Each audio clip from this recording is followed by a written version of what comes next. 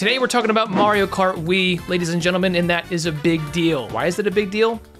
Because like freaking everybody grew up with this game. If you went to someone's house between the years of like 2007 and 2012, there was almost a cashback guarantee that they had a Wii with Mario Kart Wii at the ready. My brothers and I played this game until our eyes bled. And while this game has 32 of some of the greatest tracks ever released in Mario Kart, over the years of playing the game, I've come to realize that not every track is created equal, which is why today we'll be ranking all 32 tracks from Mario Kart Wii from worst to best, and then adding them to a tier list. Now, some of you may remember if you watched my Mario Kart Double Dash video that we actually had a counting expert to help us keep track of all those crazy numbers. Well, as it turns out, not only does he know every single number, but he knows every single letter of the alphabet too. That's another area that Game Guy kind of struggles with. So we've invited him back, and he's gonna help us define the criteria for each level of the tier list. We had some behavioral issues with him last time, but I'm pretty sure today he should do a good job for us. So let's toss things over to the alphabet expert. Game Guy, thank you so much for having me back here. It is such a pleasure to be on the channel again. Sorry about what happened last time, I promise. Things will be just fine this time. Guys, letters. We love them, we use them, we need them, the best. We're gonna start off with one of my personal favorites, F. The best letter for the worst tier. F tier tracks are defined by Game Guy as no good, awful, don't wanna do it. So let's find out what Game Guy doesn't wanna do. Starting off in the F tier, at number 32, we have DS Yoshi Falls. Everyone bombs on races like Baby Park, Excite Bike Arena, and Sky High Sundae for being boring ovals, but let us not forget that Yoshi Falls did this before it was cool. At least Baby Park has this pure chaotic element going for it, Excite Bike Arena has fun jumps, Sky High Sundae induces seizures from its bright colors. Yoshi Falls does none of that. It has all of the oval and none of the risky fun to go with it, and for that, it lands at the bottom of this list. At number 31, we have SNES Ghost Valley 2. Now look, I'm sorry if you like this race, or if you like Yoshi Falls, but I do not. This race scores higher than Yoshi Falls because it's a little more fun to rip through this one, but overall it really just has a boring atmosphere. It's over in the blink of an eye, and it just generally feels like it takes place in a black void of nothingness. At number 30, we have GBA Shy Guy Beach. Now don't get me wrong, Shy Guy pirates are a cool concept. Cannonballs exploding around you as you race, crabs vibing on the beach, all good stuff. This track is only ruined by one thing. It's those divots in the water between each patch of sand. They just feel clunky and they totally slow your momentum down. It feels like you can never actually reach a high speed on this track, and it's because of those weird patches. It takes so much of the fun out of this track for me, and that's why it lands at number 30 in the F tier. Now that we've finished off the F tier, here's our first look at the tier list. Game Guy, you really gonna put Ghost Valley in F? That is a certified A at least. I might give it an S, but to each their own. You are the Game Guy, I just do letters. Speaking of letters, let's move on to letter D. Game Guy defines D tier tracks as, I'll play them, but I'm not gonna like it. Kicking things off in the D tier at number 29, we have DS Desert Hills. This race has these fireball guys jumping around which complicate matters just a little bit. There's a long straightaway on this course that ups the boring factor a bit, and this last winding turn segment doesn't feel that comfortable on a bike for me. Probably a skill issue, but you know. At number 28, we have Dry Dry Ruins. 2 desert courses back to back. My apologies to any desert fans watching this video. Also, turns out that this is actually my least favorite Wii original. It's not a terrible course, but it's not great either. Deserts in general are like that, I think. This course just doesn't do it for me. The big gimmick on this track is the ancient chamber that continuously fills with sand throughout the game. On lap 1, you can drive straight through it, but by lap 3, it's completely covered so that you have to go all the way around it. I don't know if it's just me, but I think that gimmick is just a little bit lame. One saving grace for this level is that there is this fun little corner cut you can try to pull off with these trick slopes. If you time it perfectly, you can land just right around the corner, and it makes it feel like you almost skip that entire turn. Feels sort of like a glitch, but I don't think it really is. At number 27, we have Luigi Circuit, the first race in the game. Always an iconic track, but not necessarily the best track. Interestingly, this is the second console Mario Kart in a row where Luigi Circuit leads off. It is, of course, a bit simpler than a lot of the other tracks in Mario Kart Wii, but that's okay okay. Despite its lower ranking on this list, there's a lot to like here. It's cool how the beginning and the end of the track have a big crowd watching you that adds to the ambience. And just because it has a simple layout doesn't mean there aren't ways to make it a bit more interesting, as there's a ramp shortcut that requires a mushroom, and also a challenging corner cut right at the end of the track that also requires a mushroom. These shortcuts keep the race from being too simple, and in turn, keep it off the absolute bottom of the list. At number 26, we have Nintendo 64 Sherbetland. If you've watched some of my other videos, you may realize that I do have sort of a heavy bias towards ice levels, but this one's a little different. I like the ice and the snow here. It's nice. I wish I could go teleport into the game and slide around with the penguins, but this track isn't ranked that high because I just feel like it takes the slippery ice skating rink thing a tad too far, to the point where it's almost not fun in my opinion. It feels like you're literally and figuratively skating on thin ice the entire time. Sliding into walls is only fun for the first 1,000 times, especially in this game where ramming into walls basically deletes your forward momentum. Hey, one positive thing about this race, look at that huge penguin in the middle. I like him. I like him a lot. At number 25, we have SNES Mario Circuit 3. This race does a good job of just being a generic filler race. Nothing more, nothing less.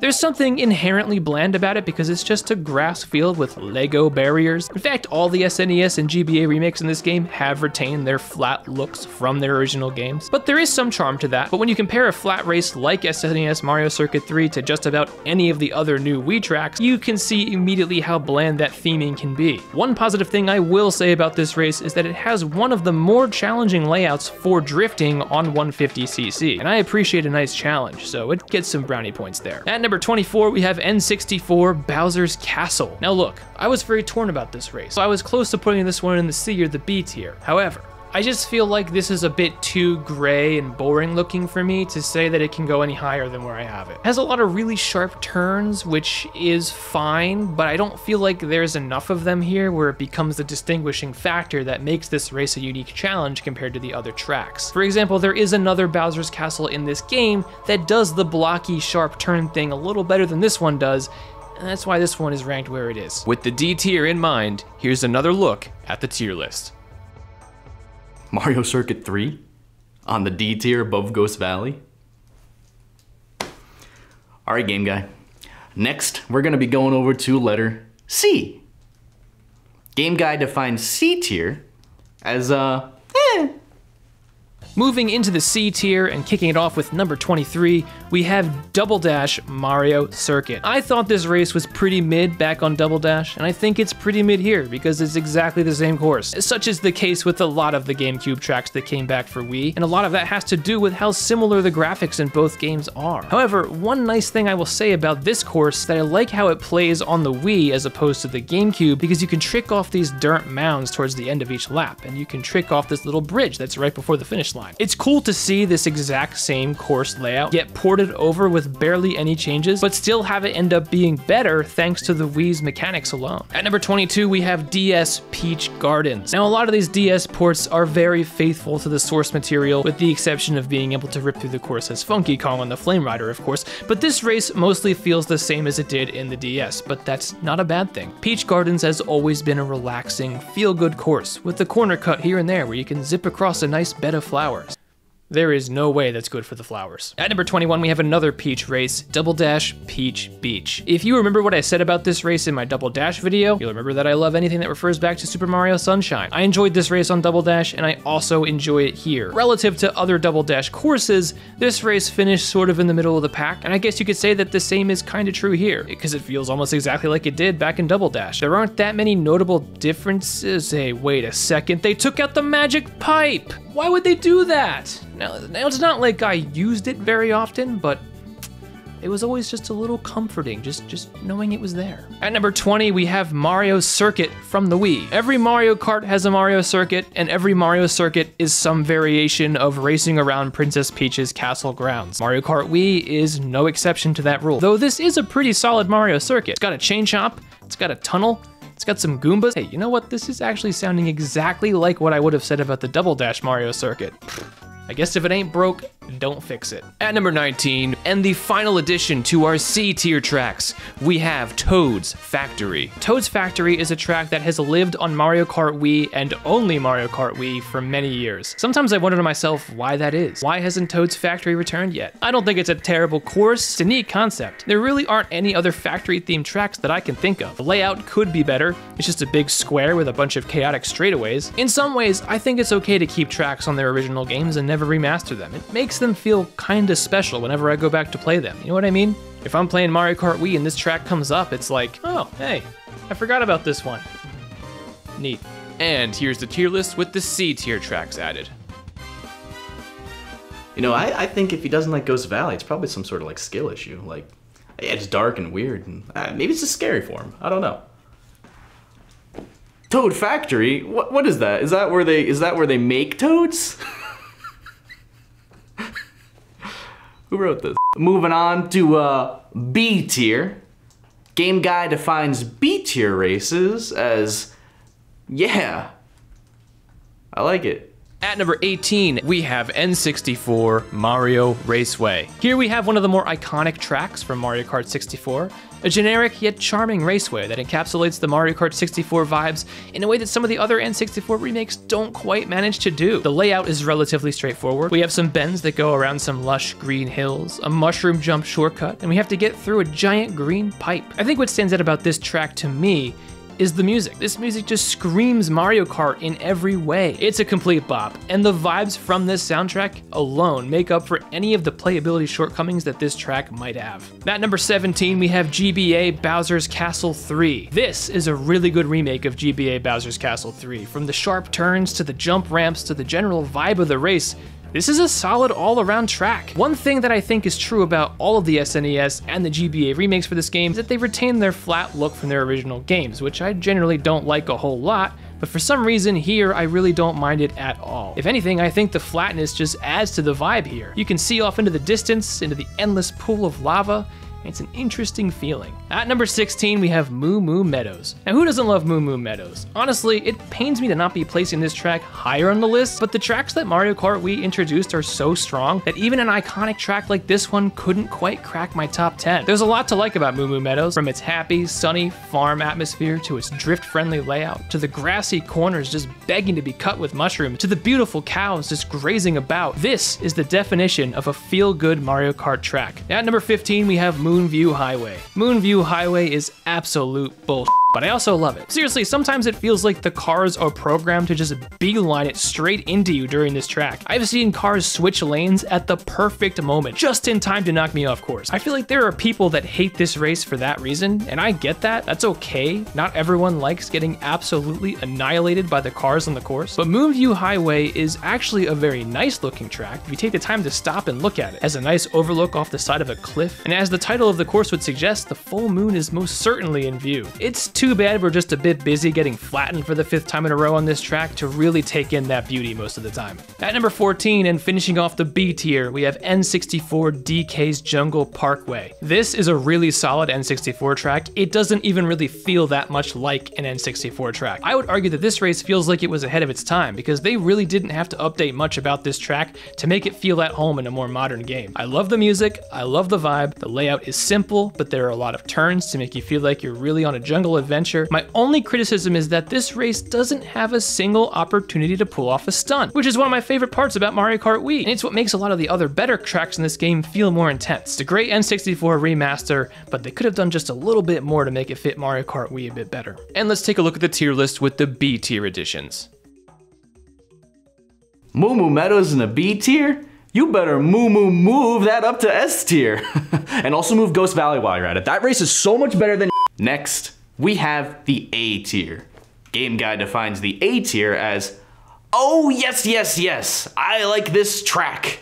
Kicking off the A tier, we have number 13, Mushroom Gorge. Bouncing around on the mushrooms in Mushroom Gorge really never gets old. In my opinion, there is yet to be another Mario Kart track that can come close to recreating the childlike bouncy castle joy I get from playing this course. I think the Wii version still stands tall as the best version of this course, even better than the recent Switch version, because there's something about the Wii motion control stunt system that just makes the bouncing feel that much more intense. There's a couple of nice shortcuts here too, the first being this hidden mushroom off to the left after the start Kart line, and the other being the tougher to land gap jump on the last turn of the race. I personally spend a lot of time just pondering how deep these mushrooms must go into these bottomless pits. Truly amazing. Biological wonders. At number 12, we have Wario's Gold Mine. Wario's Gold Mine poses a solid challenge for where it's placed within the game. This feels like it could be a Special Cup race, but they've nestled it right at the end of the Flower Cup, the second cup in the game. This is one of those tracks where when it comes up in a random draw, at least somebody in the room will say, I hate this race, because they always fall off. But you know what? That's a skill issue. Riding up and down the slopes here really does feel like a roller coaster, and a subtle detail that really helps bring out that feeling is the sound effect they put of driving across the boardwalk. Listen to it for a sec as I transition from the dirt section to the boardwalk section. That sound effect is such a small detail, but it really goes a long way in bringing the vibes of this track to life. At number 11, we have Daisy Circuit. This is easily the best circuit track in the game. This could have been one of my favorite circuit tracks in all of Mario Kart. I mean, just look at the visuals. It takes place during a beautiful golden hour sunset by the water. You drive around a lighthouse, and the music is both calming, but also upbeat enough to fit a racing game at the same time. This course also has a nice layout. Turns are satisfying to drift. They pose just enough of a challenge where you need to be paying attention, but never feel quite unfair. In my personal headcanon, I like to think that this is also the port where the Daisy Cruiser leaves from. It's just generally a beautiful track. At number 10, we have DS Delfino Square. Earlier in the video, I said that anything inspired by Mario Sunshine makes me happy, and here I stand by that. Delfino Square is a masterpiece of a track from top to bottom. It has a great layout with its sharp turns, which are ideal for bikes. It has two pretty solid mushroom shortcuts. It has a freaking drawbridge, and it has some of the most happy music in the entire game. I swear this song could cure any mental illness.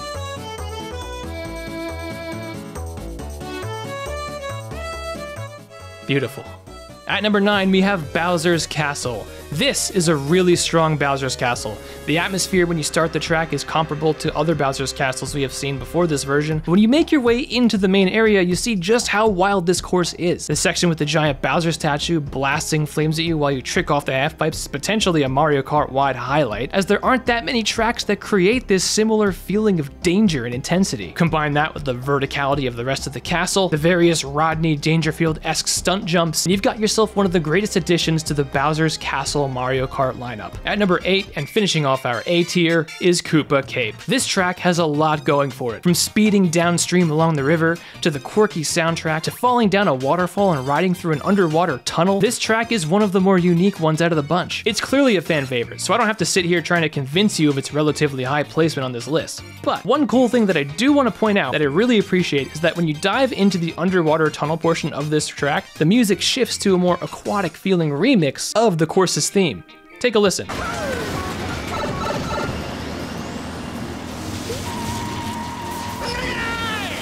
I just think that's a really nice touch. Quick side note, Koopa Cape is actually Game Girl 53's favorite Mario Kart track of all time, so I would probably get thrown out of the house if I didn't at least have it in my top 10. Yeah, you would. Those are the A tier tracks. Here's one more look at the tier list before we reach the top of the mountain. Well guys, we made it to the end of our ranking system. And if you're disappointed with the list just like me, let them know in the comments down below. You know I'll be down there. So this final tier, me and my friends like to call it Ghost Valley tier, but Game Guy refers to it as S tier. Game Guy defines S tier as flawless. Kicking things off in the S tier with number 7, we have Double Dash Waluigi Stadium. This was a high caliber map in Double Dash, and it is, of course, a high caliber map here. This track retains all of its crazy stunt park vibes from its first appearance, and even enhances them by incorporating the signature Mario Kart Wii half-pipes. In fact, thanks to the half-pipes and stunt mechanic, this race actually feels even more at home here than it ever did in Mario Kart Double Dash. What's a stunt bike arena without ramps to trick off of? At number 6, we have Coconut Mall. This is arguably the most iconic track in the game. When you hear somebody say Mario Kart, the first track that should pop into your head is Coconut Mall, and for good reason. This track has it all. Bright, cheery mall atmosphere, awesome track layout with plenty of room for tricks, Kiantas cheering you on, escalators that can either help or hurt you, and of course, Mii's running you over in the mall parking lot. Which, by the way, is incredibly accurate. I have almost died in mall parking lots on numerous occasions. At number 5, we have Double Dash DK Mountain. This is one of the best tracks in Double Dash, and it is absolutely one of the better tracks here. All of the craziness that comes from zigzagging down the side of a mountain is back, but I would even say it's enhanced by Mario Kart Wii's stunt mechanic. Speeding down from the top portion of the mountain in this track feels particularly crazy here, more so than it did in Double Dash, because your stunts literally launch you up into the sky. It feels less like driving down a mountain and more like falling. They further enhance this mountainside descent by adding half pipes to a few of the turns. And of course, the best part about this track being back is the fact that the Bridge of Death came with it. Overall, this is a great port of a great track. At number 4, we have DK Summit. Every single DK track absolutely slaps, including DK Summit. This has a lot of the chaos that made DK Mountain from Double Dash so good. A barrel cannon, a rocky downhill battle, and a great layout. But add in the fact that it's now a ski slope and has walls to trick off of, you've got yourself a winning formula for this track. DK Summit is another classic Mario Kart Wii track, and it stands tall today as one of the classics in the entire series. At number 3, we have Maple Treeway. This is just another one of those tracks that's synonymous with Mario Kart Wii. The bright orange fall foliage, the relaxing soundtrack, the bouncy hammock, the giant man-eating worms, it's the definition of comfort food in a Mario Kart track, like a bowl of your grandmother's soup. And with its recent addition to Mario Kart 8 Deluxe, people are slurping up grandma's soup on the go. It's like they put it in a thermos and took it with them. I'm still mad that they didn't bring back the hammock for the Mario Kart 8 Deluxe version. I always loved bouncing on that thing at the end of every lap. But the point is, here on Mario Kart Wii, Maple Treeway stands above the rest at number 3 on this list. Well, I guess if it's number 3, it doesn't really stand above the rest, but it stands above most of them. At number 2, we have Rainbow Road. Every single version of Rainbow Road is good. We all know that. No one should be surprised to see it this high on the list, but this particular Rainbow Road seems to be a heavy fan favorite. What makes it so special? Of all the Rainbow Roads, I would say that this one has the most fluid feeling twists and turns. There's something about ripping around the tighter curves on a bike that just feels so intense here. There's a constant feeling of being centimeters away from falling off the edge, which makes for an extremely satisfying feeling when you manage to run a perfect lap. The frequency at which turns come up and the amount of speed boosts and ramps to trick off of just makes this whole track feel extremely intense, even if you happen to be winning or losing by a mile. The difficulty level is perfect for being the finale race of the Nitro Cups. On top of that, this track has a very fantastical vibe to it, even among Rainbow Roads, and that's thanks to this extra glittery visuals and star pieces floating about. Combine that with the Super Mario Galaxy inspired music, which just makes you feel like a hero, and you really feel like you're soaring through the cosmos. Some Rainbow Roads don't really give off these grand finale vibes. I won't name names. Mario Kart 8. But this track nails it, and that's thanks to the perfect balance of difficulty and atmosphere. Now, is this my favorite Rainbow Road? Hard to say, because I grew up with Double Dash and I really love that Rainbow Road as well. But I will admit that I can definitely see why this is a heavy fan favorite. And rounding out the S tier and this entire list, at number 1, we have Grumble Volcano. This track is intense. From the difficult to master turns to the persistent course hazards, it's a challenging layout to begin with. But what brings this course to the next level for me is its third lap. Lap 3 rolls around, and because of the volcanic eruption, the entire track just starts collapsing beneath you. Turns that were routine during the first 2 laps suddenly become ultra hazardous because half the track is just gone. It's become gaping holes for you to fall into the lava pit. These extra pitfalls and volcanic earthquakes combined with the sped up music make this last lap feel so intense. Perhaps the most intense feeling lap in the entire game. On the list of anxiety-inducing Mario Kart tracks, this one is certainly towards the top. I also appreciate how thematically this is a volcano/lava theme course that isn't a Bowser's Castle. There aren't too many of those throughout Mario Kart's history. Overall, the volcanic, hectic atmosphere, combined with the challenging layout this course provides, lands Grumble Volcano at the top of this list and straight into the S tier.